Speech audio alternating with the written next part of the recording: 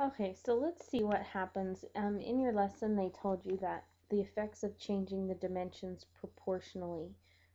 So that means if you're taking and changing both dimensions of a figure.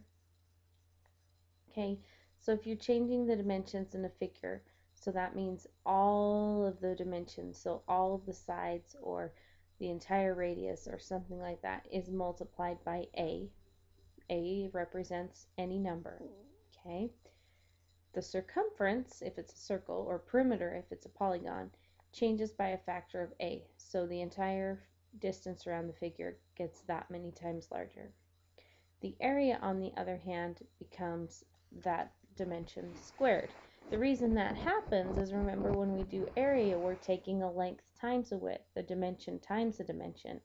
And so what we do is that number we're multiplying by gets multiplied by itself, which is why we end up with the number squared, because that's what squared means, is to multiply something by itself. So let's take a look here. The base and height of a triangle are doubled. What is the effect on its area and perimeter? Now, first of all, let's take a look at what does double mean.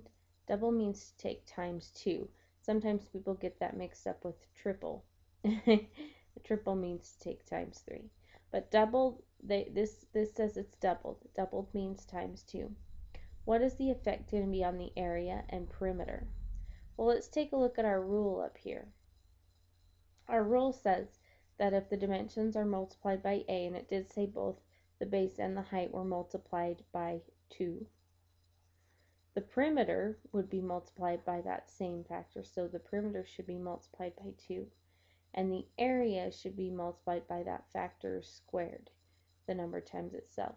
2 times 2 is 4. So it should come out that the perimeter is times 2, or doubled,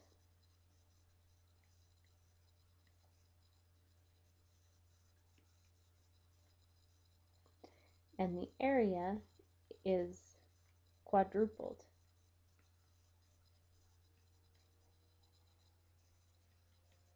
Or 4 times larger.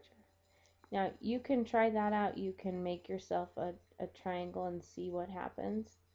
Okay, so if I had a triangle and my base was 4 and my height was 3, and go from there. You can do that, or you can use just this principle that if you multiply the dimensions of a figure by a number, it makes the perimeter times that number. So the perimeter on this case would be times 2, and for the area, it takes it times that number squared.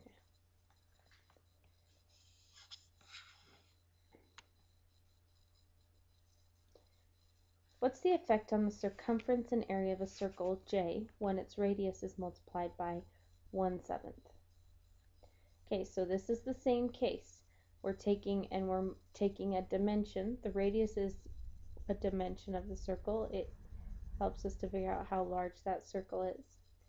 Okay, if you take that radius and you multiply it by 1/7, what happens to the circumference and area?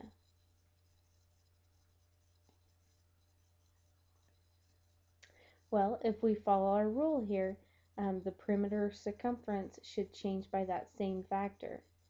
So the circumference is multiplied by 1/7.